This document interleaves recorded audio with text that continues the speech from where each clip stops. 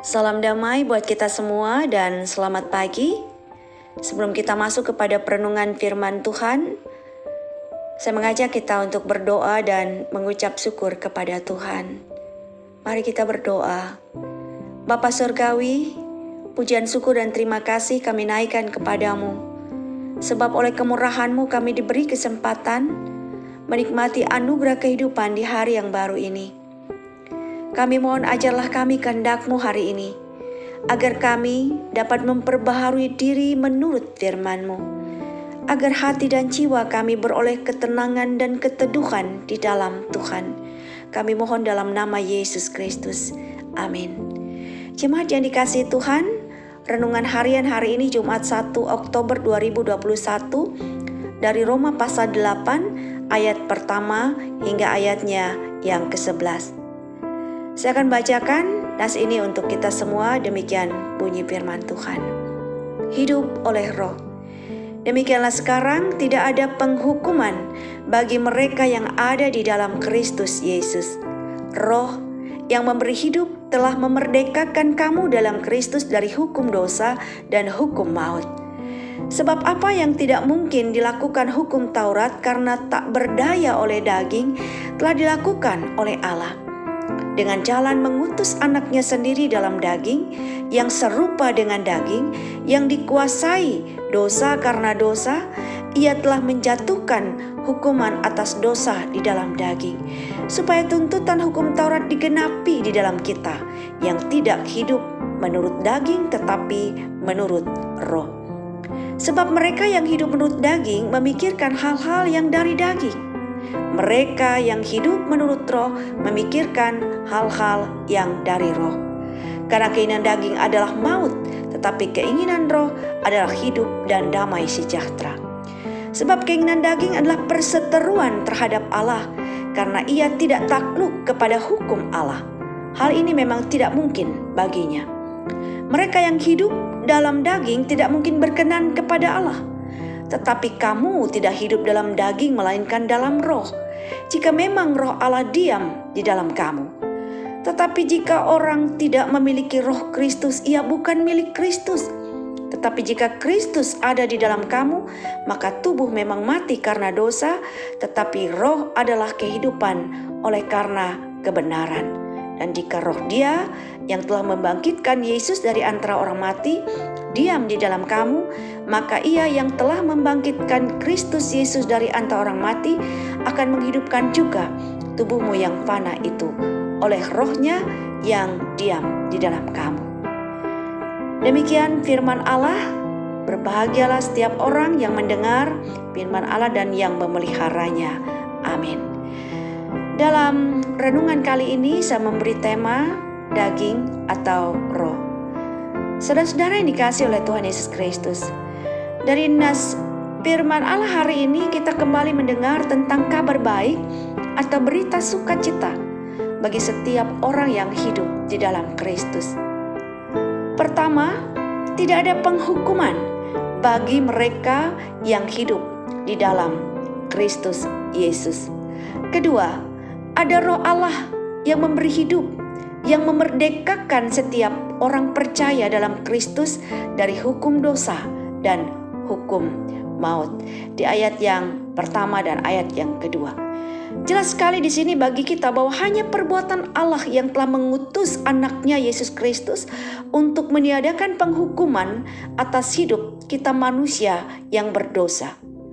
Tubuh insani kita yang adalah daging tidak akan mungkin dapat melepaskan diri kita sendiri dari dosa dan maut. Firman Allah memberikan petunjuk, memberikan bimbingan dan ajaran bagi kita, agar kita benar-benar mengalami kebebasan, agar kita benar-benar mengalami kemerdekaan dari penghukuman dosa dan maut.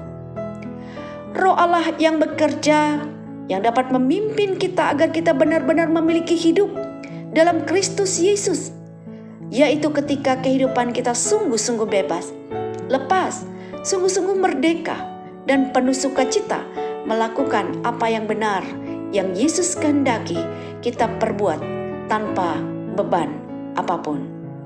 Sebab firman Allah bukanlah teori rohani yang hanya dipelajari, diketahui untuk disampaikan dengan begitu hebat, atau hanya untuk didengarkan tanpa berbeban untuk mengerjakannya.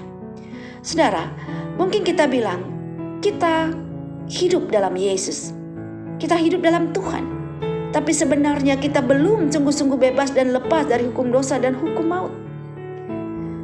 Ketika kita masih cenderung terikat dan dikuasai oleh keinginan daging, bahkan kita mungkin masih lebih senang hanya memikirkan kepentingan untuk diri kita sendiri. Contoh, ketika seseorang tahu bahwa dia harus mengampuni kesalahan orang lain, tapi rasa luka, rasa sakit hati, rasa kecewa, rasa dendam dan benci membuat dia tidak melakukannya. Ketika seseorang tahu bahwa ia tidak boleh iri hati, tidak boleh menaruh dengki kepada saudaranya, namun ia tetap melakukannya.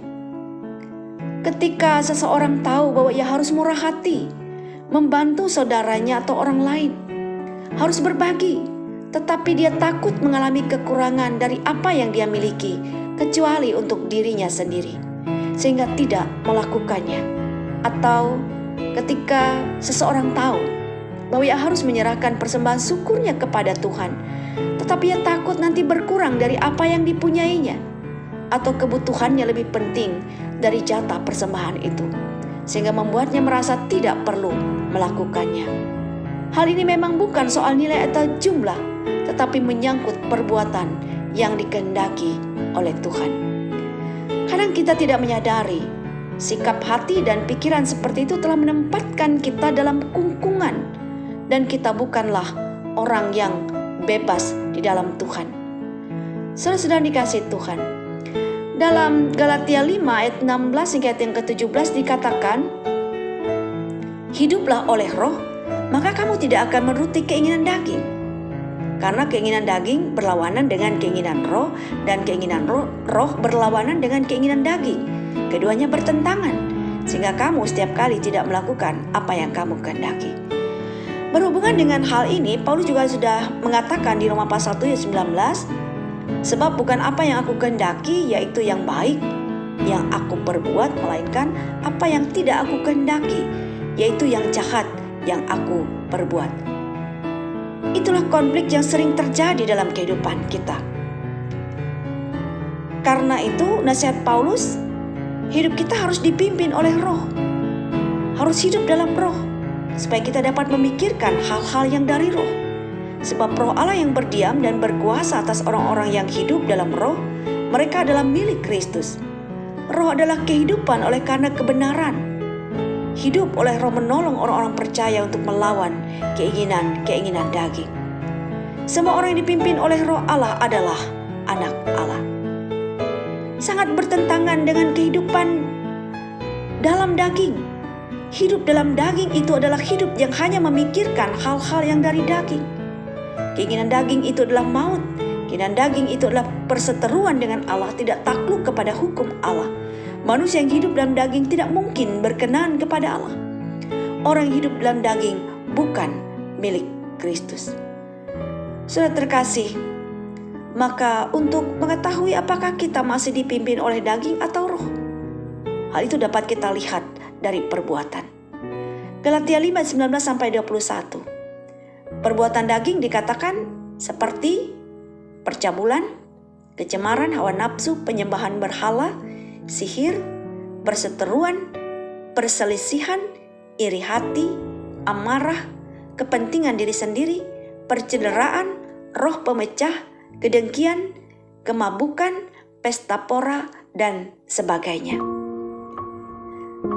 Tetapi hidup dalam roh adalah hidup di mana pasti ada kasih, ada sukacita, pasti ada damai, ada kesabaran, ada kemurahan hati, ada kebaikan, ada kesetiaan, ada kelemah lembutan, serta kemampuan menguasai diri. Tidak gila hormat, tidak saling menantang, dan tidak saling mendengki. Galatia pasal yang kelima ayat 22, 23 dan ayat yang ke-26. Selamat hidup dalam roh, Tuhan Yesus memberkati. Salam.